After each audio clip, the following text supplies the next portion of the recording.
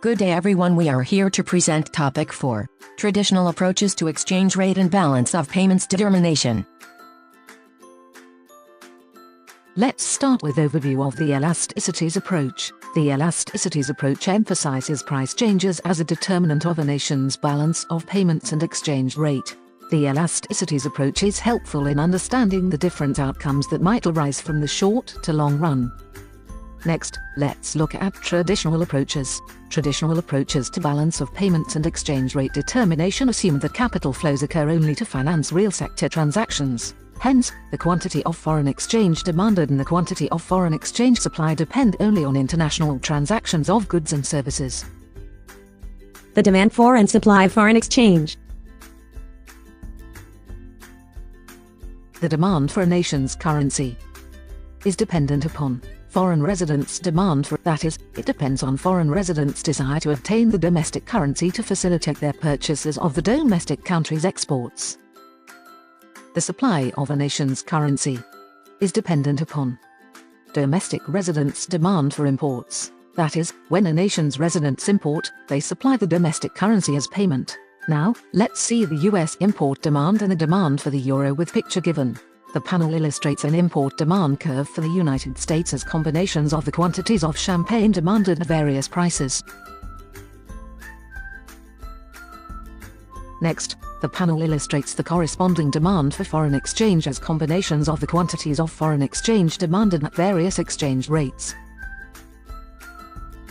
Elasticity tells us the proportional change in quantity demanded or supplied in response to a given proportional change in price. Price elasticity of demand is a measure of the proportional change of the quantity demanded to a proportional change in price.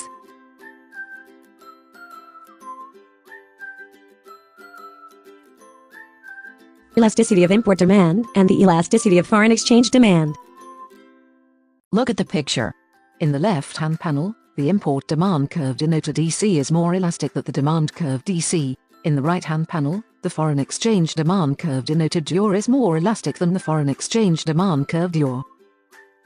Trade-based theory of exchange rate determination. The supply of foreign exchange to a nation results from its exports of goods and services. To purchase goods and services from foreign residents, domestic residents provide foreign currency. Hence, the domestic nation's supply of exports implies a supply of foreign exchange. Look at the picture of the US export supply curve and the supply of the euro. The left-hand panel illustrates an export supply curve for the United States. The right-hand panel shows the corresponding supply of foreign exchange. Next is the elasticity of export supply and the elasticity of foreign exchange supply. In the left-hand panel, the export supply curve SCD is more elastic than the supply curve SCD. In the right-hand panel, the foreign exchange supply curve SIR is more elastic than the foreign exchange supply curve SIR. The current account deficit is the difference between the quantity of foreign exchange demanded and supplied. At the spot exchange rate of 1, US residents demand 220 million euros in foreign exchange and European residents supply 180 million euros.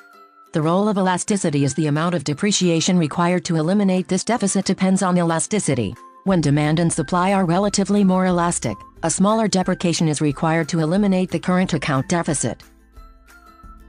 The Marshall-Lerner condition shows the change in the exchange rate of a country's currency leads to an improvement or worsening of a country's balance of payments.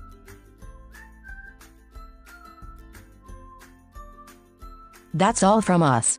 Thank you for watching. Goodbye.